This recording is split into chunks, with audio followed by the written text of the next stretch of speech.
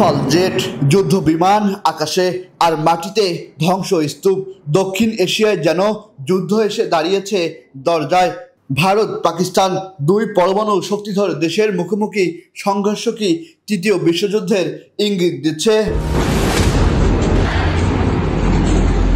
গতকাল মধ্যরাত পাকিস্তান নিয়ন্ত্রিত কাশ্মীরে নজিরবিহীন বিমান হামলা চালায় ভারত। 9টি সামরিক ঘাঁটি, 3টি মসজিদ সহ মোট 24টি হামলায় লক্ষ্যবস্তু করে গুড়িয়ে দেওয়া হয়।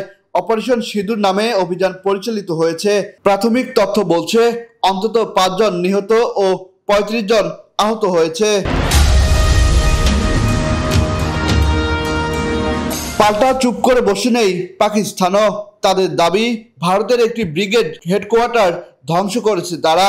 3টি রাফাল, একটি মিগ-29, একটি সু-30 ও একটি যুদ্ধবিমান ভূপাতিত করার দাবি করেছে ইসলামাবাদ। এছাড়া ভারতের ফাইটার জেটগুলোর পাইলটদের আটক করা হয়েছে।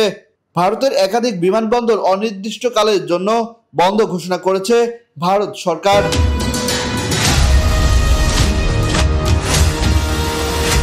বিশ্ব যেন ফের কাঁপছে যুদ্ধের ছায়ায়। ভারতের পাশে দাঁড়িয়েছে ইসরায়েল, আর পাকিস্তানের পক্ষে চীন ও তুরস্ক। জাতিসংঘ মহাসচিব আন্তনি গুরুতেশের উদ্বেগ প্রকাশ করে বলেন, উভয় পক্ষকে সংযত হতে হবে। এদিকে ট্রাম্প প্রশাসন আহ্বান জানিয়েছে, এ হামলা লজ্জাজনক, দুদেশের যুদ্ধ বন্ধ করা উচিত।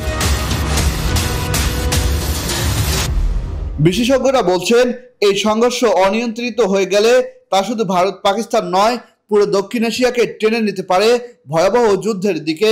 দুদেশের হাতে রয়েছে আন্ডারপাস অফ নিউক্লিয়ার ওয়ারহেডস। একটি ভুল সিদ্ধান্ত, একটি ভুল বোতাম, পুরো মানবজাতির ভবিষ্যৎ হয়ে উঠতে পারে ধ্বংসের উপাখ্যান।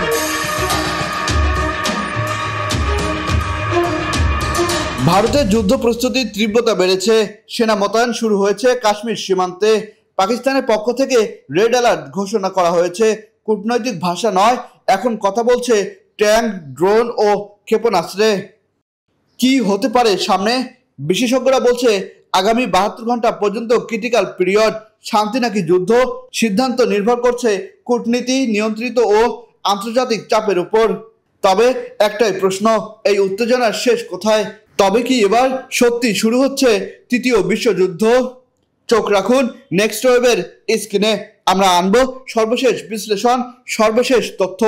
লাইক, শেয়ার ও সাবস্ক্রাইব করুন। আল্লাহ হাফেজ।